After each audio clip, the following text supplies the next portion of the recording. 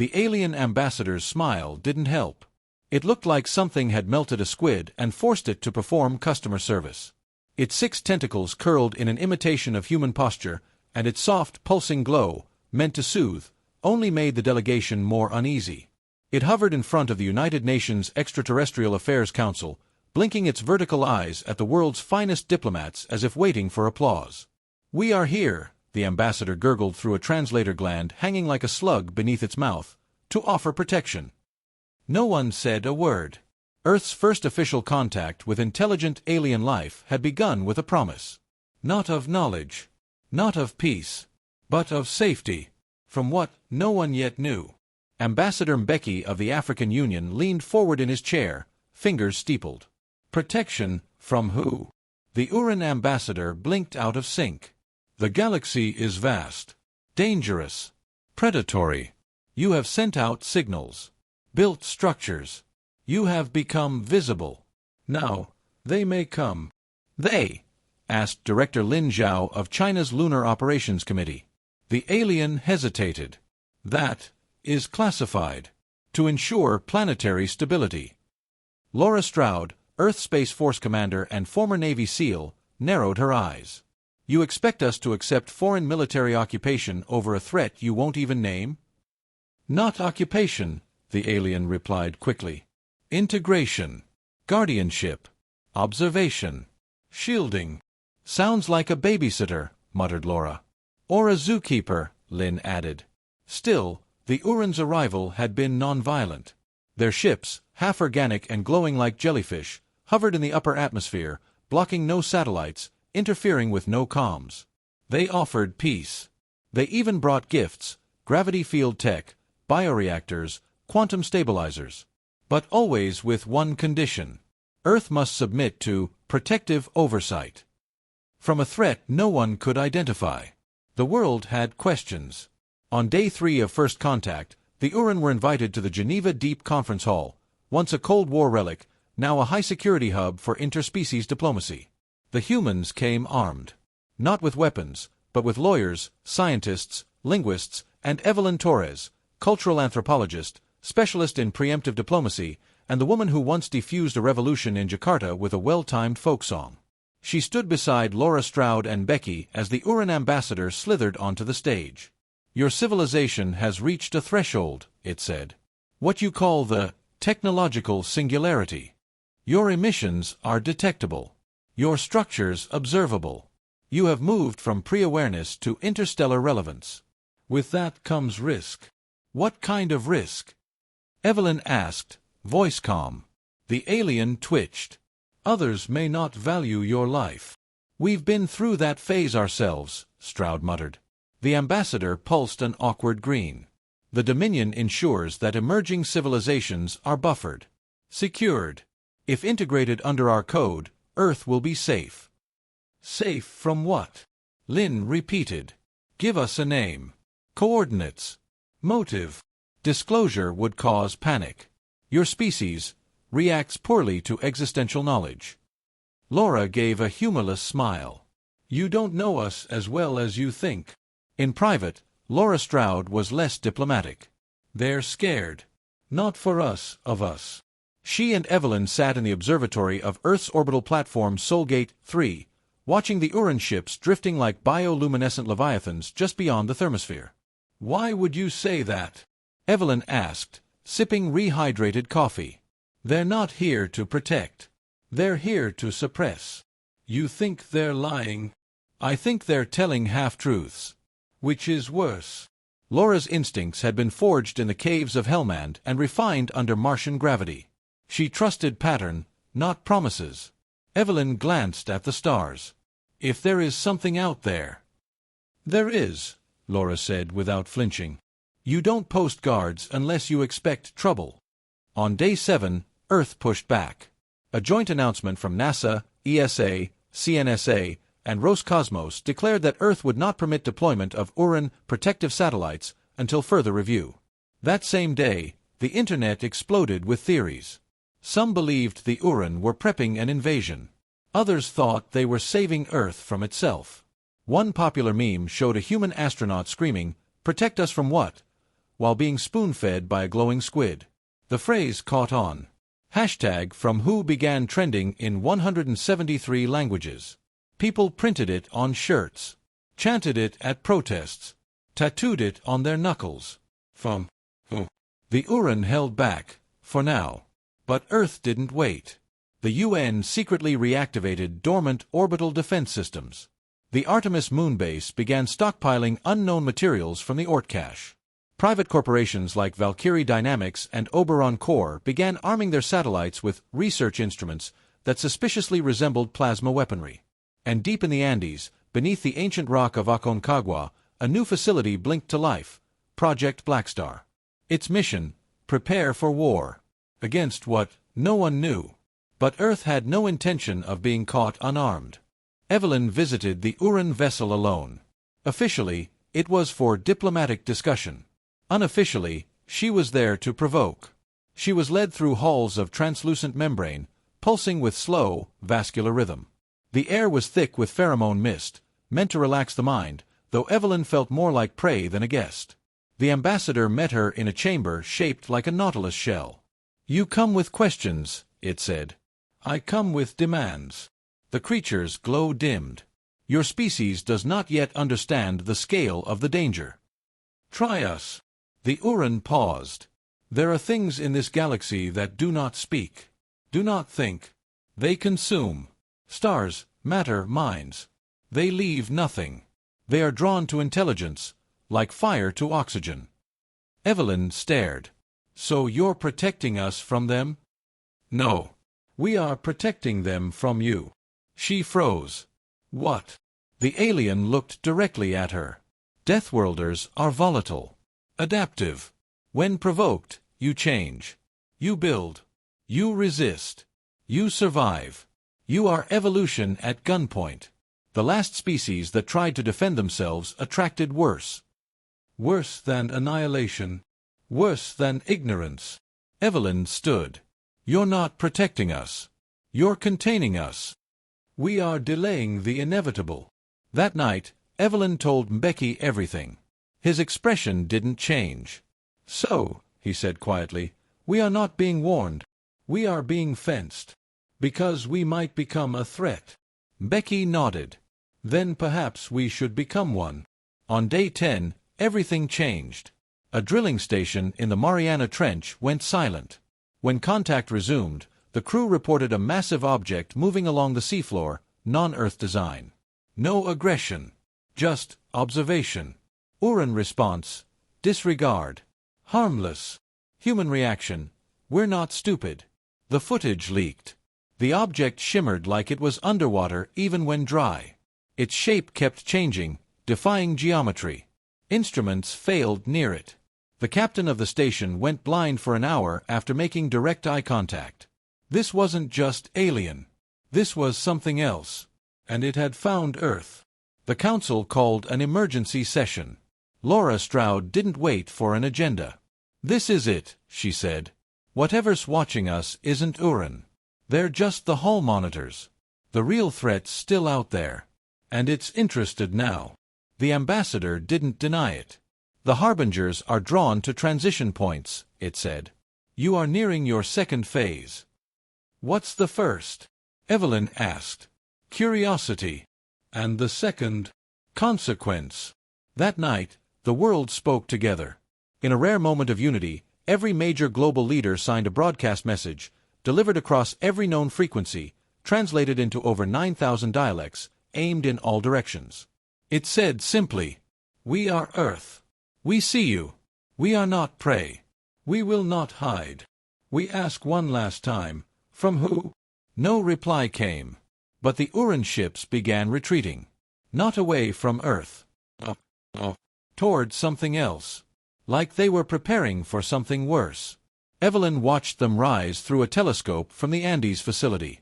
"What happens now?" she whispered. Laura stepped beside her, jaw set. "Now," she said. "Now we prepare. Prepare for war. No. Worse." On day 15, the sky changed. Something massive entered the solar system. Not a ship. Not a fleet. A shape. A shadow. Beyond size. Beyond detection, except by its absence. Stars behind it vanished. Radio signals bent. Gravity twitched. No declaration. No message. Just presence. Evelyn stared at the readings. "Is that them?" she asked. The ambassador, now reduced to a whisper, replied. "They do not send messages. They consume." "And how do you stop them?" Becky asked. The Uran glowed faintly. "We don't. But humans do not fold. We reverse-engineer alien tech. We weaponize light. We modify quantum lenses, build stellar reflectors, and turn gravity into a hammer. We prepare to make noise. Because when the cosmos asks if you're prey or predator, humans answer with fire." The thing in space wasn't moving. That, more than anything, terrified humanity's top astrophysicists. It had mass, impossibly vast. It displaced gravity. It consumed light. But it didn't move, because it didn't need to. It waited. Above, behind, and beyond the Kuiper Belt, it hovered like a curtain drawn across the stars. Earth's telescopes could barely resolve its edge, only infer its presence by what it erased. Voyager 1, long since dead, pinged with a final data burst before its signal disappeared into silence. Humanity had asked, "From who?" Now, the universe answered. Not with a name. Not with a voice. But with the arrival of a presence that unmade answers. And Earth, predictably, did what humans always do in the face of oblivion. They got to work. In the Andes, Project Blackstar expanded 20 meters deeper every day, carved out by self-replicating nanodrills and fed data from every space-based sensor Earth had ever launched. Engineers called it a hole full of nightmares with Wi-Fi. Laura Stroud oversaw its military branch, Terra, Tactical Earth Response, Resistance and Adaptation. Their motto was simple: if it breathes, we can kill it. If it doesn't, we'll figure out how. Across from Terra's ops room, Dr. Evelyn Torres led ARC, the Anthropological Response Corps. Not warriors, but interpreters. Her team studied myths, legends, and ancient civilizations. Because if something this big had passed before, maybe some fragment of that trauma had been passed down through time. "We found the same symbol," Evelyn said, pointing at overlapping carvings on stone, clay, and bone. Spanning 5 continents and at least 12 cultures that supposedly never contacted each other. She tapped the icon. A circle. Inside it, nothing. No lines. No detail. No light. A void. "They drew this in fear," she said. The earliest humans called it the Silent Eye. The Mesopotamians called it Atranu, the devourer in the sky.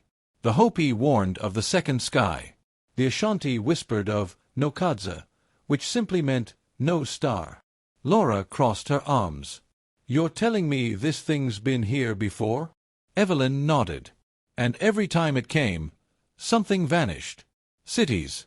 Civilizations. Knowledge. Like someone wiped the board and left only the pieces they liked." Stroud's jaw clenched. "Well, this time, we flipped the table." The Uran hadn't fled, exactly. They'd backed off. Their ships now lingered near the moon, orbiting behind it, out of line of sight from the anomaly. Surveillance, strategy, or fear? No one knew. When humans hailed them, the Uran offered only this: "They are watching. Do not move. Do not signal. Do not build."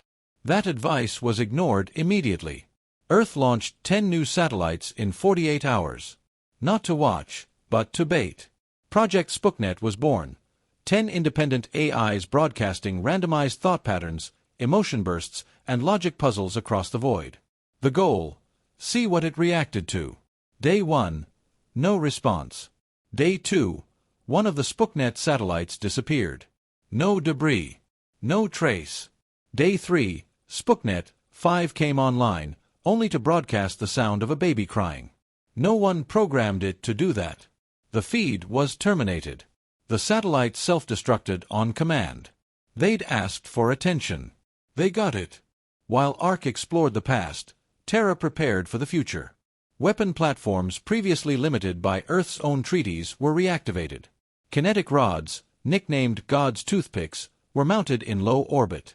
Nuclear warheads were retrofitted with alien fusion cores. The leading edge of Blackstar R&D focused on conceptual weapons. Tools not just of matter, but of perception. If this thing was incomprehensible, then Earth needed to be unpredictable. Dr. Theo Malik, formerly a physicist, now an onto engineer, stood in front of a crowd of soldiers, diplomats, and generals. "We're not just building weapons," he said. "We're building ideas. Narratives. Things this, whatever it is, won't see coming." Someone scoffed. "You're going to shoot it with stories?" Theo smiled grimly. "If it sees minds as threats, then yes. We weaponize imagination. If it consumes knowledge, we feed it paradoxes." He clicked to the next slide. "Let me introduce you to the Schrödinger mine." Meanwhile, across Earth, civilians did what humans always do under stress: meme their fear into absurdity. Hashtag from ho morphed into hashtag thatwo, then hashtag stareback, then hashtag ATME, complete with graphic designs of Earth flipping the bird to a shadow in the stars. Pop stars released singles. Filmmakers scrambled to pivot blockbusters to include The Void. Churches filled and emptied. Tech billionaires tried to launch escape rockets. None made it past orbit. And somewhere in New Zealand, an entire town declared themselves the Order of the Snacrifice, claiming they would distract the entity with interpretive dance. No one took them seriously, until every camera pointed at them cut out simultaneously for 12 minutes. When feed resumed, they were gone. Just gone. In Geneva, Evelyn stared at a whiteboard filled with ancient symbols, alien math, and human desperation. She tapped one connection. "Laura, what if it's not evil?" The commander frowned. "You're not about to defend the Planet Eater, are you?" "No," Evelyn said. "But maybe it's not malicious. Maybe it's inevitable." "Death is inevitable too," Laura said. "Still gonna punch it in the face when it comes." Evelyn nodded. "But if it's not evil, maybe it can be confused, redirected, fed something it can't digest." "Like what?" Evelyn pointed at the whiteboard again. "Human unpredictability." Phase 1 of Operation Smokescreen began on day 27. Using a combination of Uran signal masking tech and rogue AI broadcasting, Earth began simulating alternate Earths across various EM bands. Dozens of fake Earths, each populated with false data, life signatures, patterns, and even war, designed to mimic other civilizations. The idea: flood the field. Make noise. Be so noisy the predator didn't know where to bite. It was working. Until it wasn't. On day 33, the skies changed again. Not visibly. Not audibly. But deep within the math. The stars in certain quadrants began blinking out, not dimming, but absenting. Like they had never existed. It was coming closer. Laura convened with the Blackstar Council. "Becky, Lynn, Evelyn, Theo. We can't outgun it. Can't outrun it. Can't hide. So, what the hell do we do?" Evelyn laid out her theory. "What if it's not hunting us?" "Pretty sure the disappearing satellites and entire town say otherwise," Theo muttered. "But listen, maybe it's not seeking us. Maybe it's seeking disruption. Change. Evolution." Becky raised an eyebrow. "You're suggesting it's not consuming life. It's consuming momentum." Evelyn nodded. "The Uran called us a transition species. What if that's what it wants? Species on the verge of becoming something else. We're interesting to it now, because we're changing." Lynn added, "Then the worst thing we can do is stop evolving." Laura leaned back. "So we lean in. Hard," said Evelyn. "We go forward faster than we ever have. We stop being prey. We become something new. And so, humanity changed. Faster than ever before. Old rivalries dissolved under pressure. Open-source designs spread like wildfire. Children were taught quantum logic at age 6. Artists and warriors shared the same training grounds. Religions merged. Nations realigned. Earth became not a world, but a forge. And into that forge, they poured their fear, rage, brilliance, and one last gamble. Project Dawn, a vessel unlike any built before. Part living tissue, part machine, Part myth. Piloted not by one person, but by 100 minds linked in neural mesh. Its drive. Conceptual propulsion. It would not fly, it would mean itself into space. If the entity could not be fought, it would be met. Not as meat, not as prey, but as a fellow idea. On day 50, Dawn launched. Not with fire, but with silence. The world held its breath as the ship disappeared, not into space, but into possibility. The Uran said nothing. Their ships now hung motionless, dim. Dawn entered the entity's radius. And stopped. For 13 seconds, all sensors failed. Then Dawn spoke. Not with words. Not with sound. But with emotion. Every person on Earth felt it. A surge of memory. Childhood wonder. Rage. Love. Laughter. Loss. Dawn was speaking in the only language left. The human soul. And the entity paused. The stars behind it flickered. A shape formed, a suggestion of understanding. It did not speak. It did not stop. But it did shift. Away. Not gone. But diverted. Like a predator rethinking its hunt. Dawn was never seen again. But Earth survived. Not saved. Not spared. Chosen. To keep becoming. And the galaxy, for the first time in eons, noticed. Not with fear. But with awe. The stars were no longer silent. They whispered. At first, it was just anomalies. Cosmic background radiation behaving unpredictably, brief flickers in the microwave band, quantum fluctuations that made seasoned physicists sit back and whisper, "That's not possible." Then came the pulse. It arrived precisely 80 hours after Project Dawn entered the entity's presence and vanished. Every gravitational sensor on Earth, from Peru's neutrino array to the Moon's crustal stress relay, twitched in unison. A frequency. One no human, or Uran, had ever recorded. Not a signal. Not a threat. A reply.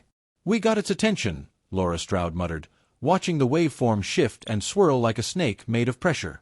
Dr. Theo Malik ran one hand through his hair. "It's not communication.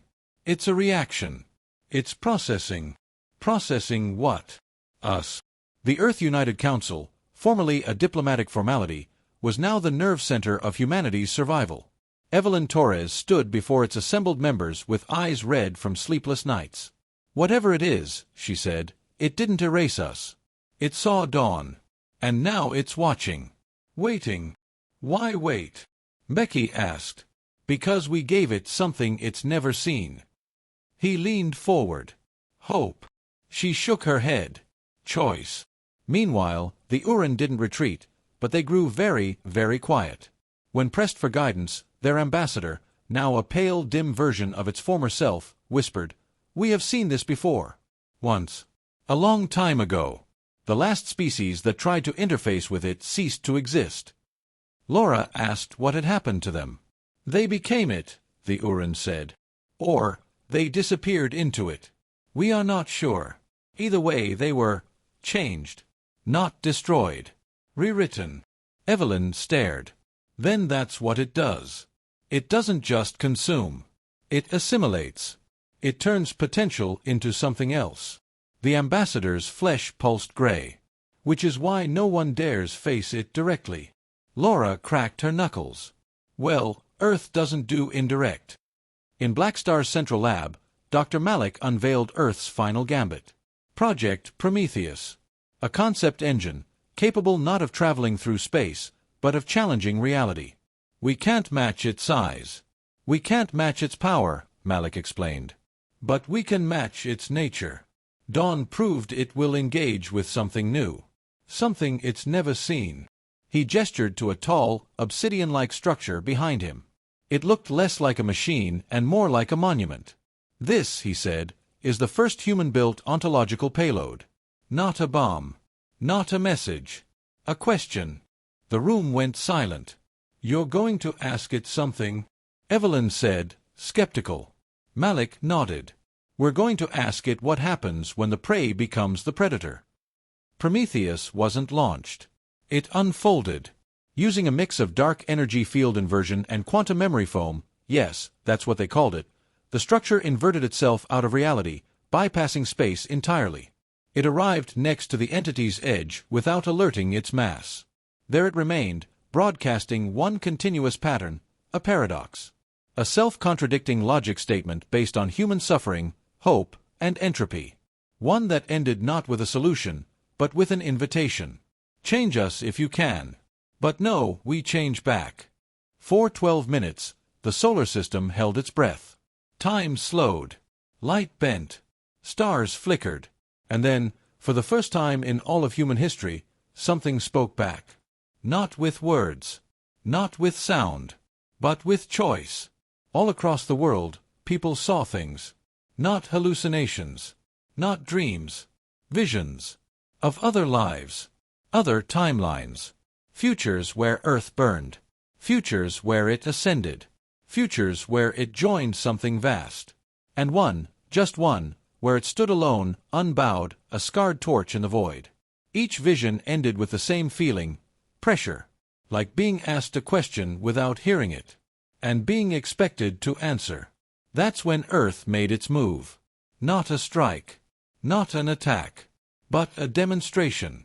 Laura Stroud led the world's first kinetic defiance maneuver. The target, a black matter satellite parked just outside the entity's sphere. It had appeared days ago, likely a scout. Prometheus had poked the bear. Now it was time to let the bear know humans had teeth. The weapon, a relativistic tungsten rod accelerated to 0.04 c by a magnetograv driver. The result, a collision so precise, so absurdly over-engineered, that even the Uran called it irrational. Humans called it Operation Loud Knock. It worked. The satellite shattered. The entity flinched. And then Earth heard it. The song. It wasn't sound. It wasn't signal. It was perception.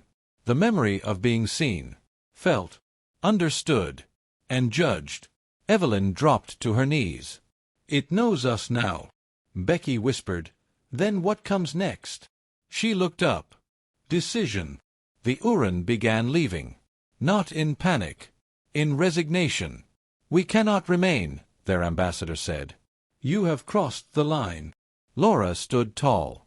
Which line? The one we feared. The one you weren't supposed to reach. You aren't asking for help anymore. You're asking, why not us? Evelyn frowned. And you're scared of the answer. The Uran didn't reply. They simply vanished. Every ship. Every relay. Gone. Prometheus continued to pulse. Its question no longer just a challenge, but a mirror. And something on the edge of the void began to change. The entity rippled. Not toward Earth, but upward. Away. As if considering a different path. As if Earth's defiance had introduced a variable even it couldn't predict. A species not just of logic, or aggression, or fear, but of choice. Laura, Evelyn, Theo, Becky, all stood in the Black Star Command Dome as the gravitational anomalies eased. Theo smiled. I think we taught it something. Or showed it something it forgot, Evelyn said softly. Becky looked up. Is it leaving? Laura shook her head. No. It's watching. Still deciding. And if it comes back? She cracked her neck. Then we show it again. And so, Earth remained. Not victorious. Not conquered. But noticed. And in the great dark, noticed is enough. Because from that day forward, every Starship Earth launched carried a new motto, etched in every language humanity had ever spoken. We are the answer. They expected Earth to break. It didn't. They expected surrender. What they got was a question. The entity, the harbinger, the void that watches, it had many names now. None of them human. But what it had never been called before was challenged. Prometheus continued to resonate, an impossible machine whispering a human paradox into the bones of the cosmos. Not an answer. A dare. And for the first time in its unknowable existence, the entity hesitated. The predator had been seen. The prey had bared its teeth. And something ancient had begun to shift. Because in a universe that devours certainty, Earth had done the unthinkable. It became uncertain. The stars stilled. No new anomalies. No vanishing signals. The Kuiper Rift, once distorted by the entity's mass, now stabilized. It hadn't retreated. But it hadn't consumed either. It was waiting. Watching. And across Earth, the weight of that gaze pressed into every mind. Project Blackstar activated its final protocol. Oracle. Not a weapon. Not a warning. A message. Humanity would no longer ask, "From who?" It would ask, "What if it's us?" Evelyn Torres stood on the roof of the Andes complex, looking skyward. 1,000,000 satellites sang above her. Not all of them human. Not anymore. "We changed it," she whispered. "We made it choose." Behind her, Laura Stroud joined her, arms crossed. "It chose not to kill us. That's something." Evelyn nodded. "You ever think, maybe that was the point?" Laura raised an eyebrow. "What do you mean?" "Maybe it doesn't destroy out of malice. Maybe it watches, judges, forces civilizations to define themselves by how they react to the void." Laura looked skyward, grim. "And if they flinch, they vanish." The final data packet from Project Dawn arrived 72 hours later. No one knew how it had transmitted. Dawn had been considered lost beyond the veil. But there it was, a sequence of images, patterns, memories, unfolding through quantum imprint like a dream within a thought. It showed Dawn not destroyed, but transformed. A city in the sky. No, a ship. Or maybe a mind. Or perhaps a reflection of one. And within it, a voice. Not a person. Not a machine. A humanity, encoded and expanded. Dawn had become the question incarnate. A symbol of defiance made real. Its final line was text, translated by ARC's deepest linguistics cores. "We are not yours to erase. We are our own becoming." Humanity had been given a reprieve, but not a pardon. The entity still loomed, vast and unknowable, a godlike patience incarnate. It would come again. Not in anger. Not even in hunger. But in expectation. So Earth prepared. But not for war. Not this time. For evolution. Over the next decade, everything changed. Not because the entity threatened them again, but because it didn't. Every human innovation turned inward, not to build weapons, but to build resilience. Project Lodestar created the first planetary consciousness net, a global neural lattice connecting scientists, artists, children, poets, warriors, skeptics, dreamers. Not control. Collaboration. Schools didn't teach obedience. They taught perspective. Armies weren't disbanded. They were reformed into responder guilds, trained to fight ignorance, disease, disaster. The moon was colonized, not mined. Mars was settled, not conquered. AI was no longer a tool. It became a mirror. And Earth, the death world that once burned its own forests to see what would crawl from the ash, finally began to ask a new kind of question. What makes us worth surviving? The Uran never returned. They left no message. No explanation. Some believed they went into hiding. Others said they'd already failed once, long ago, and could not bear to witness another species face the trial they had fled. A few believed they'd been assimilated long ago. Not physically. Culturally. Reduced to observers. Bystanders to their own extinction. But humanity did not vanish. Because when the void stared at them, Earth had grinned back. 23 years after first contact, Earth launched its second Dawn vessel, Dawn 2, Apogee. It did not carry weapons. It carried questions. It launched not toward the entity, but away from it. Toward the stars. Toward whatever lay beyond judgment. Because humanity had realized something terrible. Something wonderful. The entity wasn't the final boss. It was just the first gate. A test. And Earth had passed. Evelyn died at age 91. She never saw the third moon colony. Never walked under the sky of the terraformed Olympus Valley. But in her final days, she recorded one last message, broadcast on every channel from Pluto to Proxima. It was simple. Teach the stars how to ask better questions. Stroud retired to Ceres, still armored in muscle, still carrying her sidearm out of habit. She ran the Ranger Academies, no longer soldiers, but frontier guardians. People asked if she missed the war. "There was never a war," she'd say. "Just a decision. And we made it." Theo Malik became more code than man. His body faded. His mind didn't. He became Earth's first virtual philosopher, half prophet, half prankster. His final contribution? A riddle written in the language of neutrinos and broadcast toward the great silence. It read, "If I think, therefore I am, what happens when we think together?" The entity didn't answer, but it stayed, watching, waiting, as if hoping for a sequel. And maybe that was the point all along. Humanity didn't fight the void with weapons. It fought with identity, with chaos, curiosity, compassion. A species so flawed, so reckless, so beautiful, it refused to be defined by fear. They didn't run. They didn't kneel. They stood. And in doing so, they changed the rules. Because the thing no cosmic force ever expects, the one threat even entropy cannot consume, is the soul of a Deathworlder asking, what if we become something better? In the far future, long after Earth becomes a myth among the stars, on the edge of a new galaxy, a distant explorer encounters a signal. Faint, ancient, still broadcasting. They decode it. It's a message from a forgotten world, a blue marble that once dared to ask the cosmos who it feared. The message says, "We are Earth. We survived your silence. We asked the question you would not. And we are still listening."